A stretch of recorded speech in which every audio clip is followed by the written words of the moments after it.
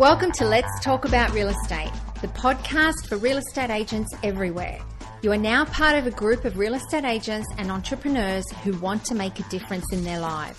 People who are looking for ways to create hacks into the real estate profession in order to make more sales and at the same time have more time off.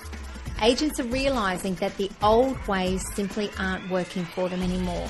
They are working far too many hours and most don't enjoy a work-life balance. Get ready to explore ways to hack your real estate life. I'm Lisa B. Hi, this is Lisa B. Today on our podcast, I want to talk about rejection. And I also want to talk about how to deal with haters. Now, rejection is part of our everyday life in real estate. Well, we take it as rejection, but it's not really rejection. As a real estate agent, we need to cope with what we take as rejection. And what I mean by that is that a lot of sellers will have 3 people out to appraise their property. Now, not everybody's going to get the listing. They are going to choose 1. And so 2 means the other 2 won't get the listing. So it doesn't mean that they've rejected you. It just means that they've chosen 1. So we need to take it really as a numbers figure. We need to go, okay, you're not going to get every single one. Like Richard Branson doesn't get everybody flying Virgin. Qantas doesn't get everybody flying them. People will fly different airlines for different reasons. So we need to just remember that it's not personal, okay? It's personal to them. Maybe you didn't get the listing because you reminded them of their grandmother, you reminded them of their auntie, you reminded them of somebody else that they didn't like. Maybe you wore a perfume that they didn't like or an aftershave that they didn't like. I remember once years ago, this is 20-something years ago, I bought a brand new Saab, and at the time it was the top of the range. I think it cost me $95,000. I paid cash for it. It was an amazing car back then. I ended up selling it for $2,500. Ran it into the ground. That's why I don't spend a lot of money on cars. Not a car person.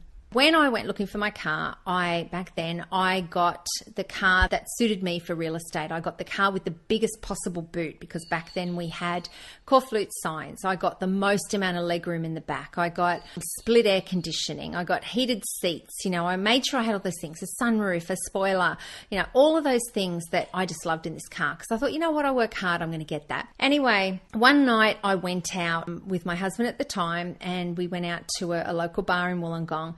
And we were sitting there having a few drinks and a few friends came as well. There was a guy sitting there by himself and I felt really sorry for him. He sat there for about half an hour and didn't have anyone to talk to. And I said to my husband, I said, we'll talk to this guy, see if he wants to join us. I feel sorry for him sitting by himself. Anyway, so I said, are you having a good night? I said, you can join us if you like. And he's like, oh, thanks. And so we were just talking. And whenever I used to do a listing presentation, I always tried to find some commonality. So some way that I either knew this person, somebody they knew, somewhere they worked, somewhere they went to school. I'd find something that we both knew about or someone that we both knew.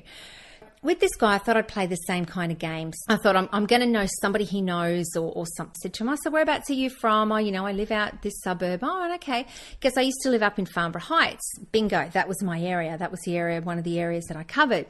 So I said, oh, really? What street? And he said, what street? And I went, oh, wow. And I said, how long ago did you sell? And he said, 2 years ago or whatever. I was like, oh, right, okay. And he goes, yeah, I was going to list with Lisa Brown, but she was a real stuck-up bitch. Now, that was me. It was Lisa Brown Real Estate.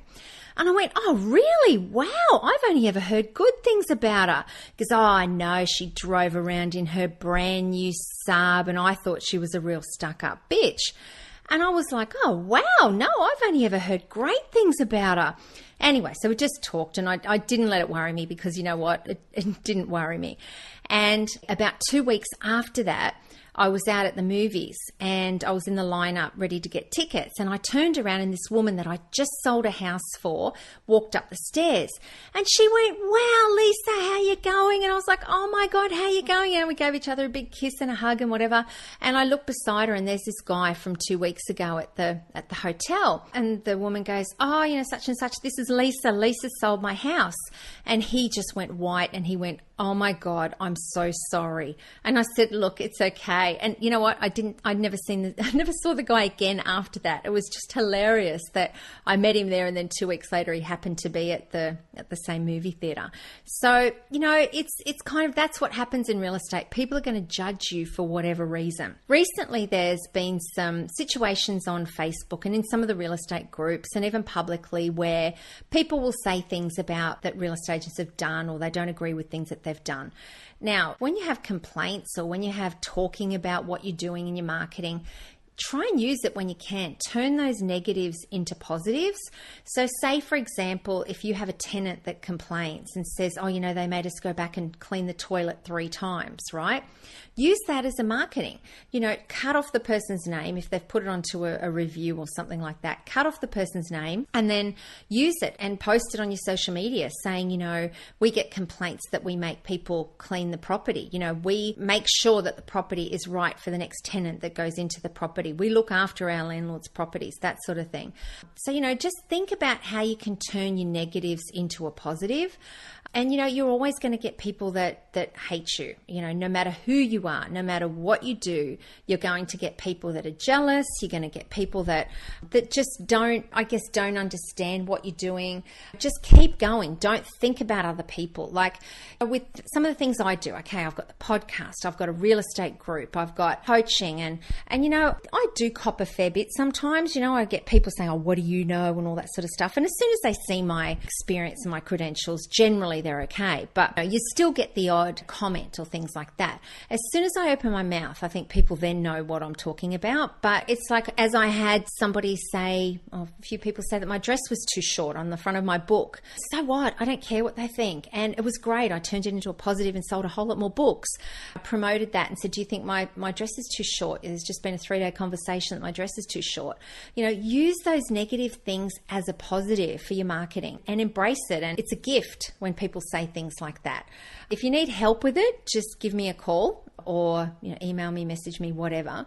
If something like this happens to you, and we can work out a strategy about how to put it in a positive light. That's the things you got to think, that some of these negative things can actually be a blessing in disguise. Another situation I remember, I was at a Tony Robbins event. I think it was in the Bahamas.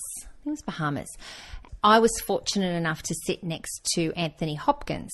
Tony Robbins did a few interventions with Anthony Hopkins about how he felt about women, how he felt about the media, how he felt about his life. I got to sit next to him and I got to talk to him and everything, and I couldn't even get a photo. Anyway, so Tony was talking to him about how he lived in fear of the media. He lived in fear of the critics. He would do a movie and then he would wait and see what the critics said, and he was always living in fear.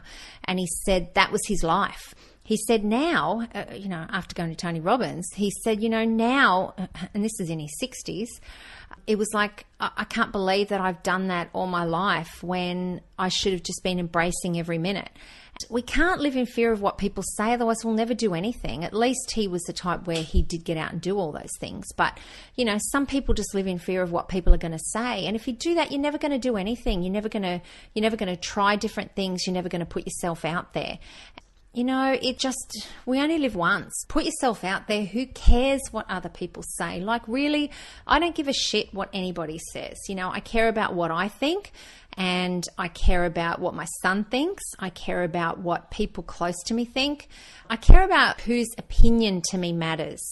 And that's it. And anybody else, I don't care. They can think whatever they want. They can say whatever they want. If they say anything negative, then I'll turn it into a positive. So really, that's the way you need to be. Just live your life and do whatever you want to do. And don't live in fear of the critics. Don't live in fear of the haters.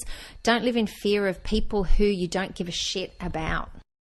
Thank you for joining us at Let's Talk About Real Estate. I'm Lisa B from the Real Estate Hotline. I hope you found plenty of ideas to hack your real estate career. For more information, please go to www.therealestatehotline.com.au and please join our Facebook page at Let's Talk About Real Estate. See you next week. Bye.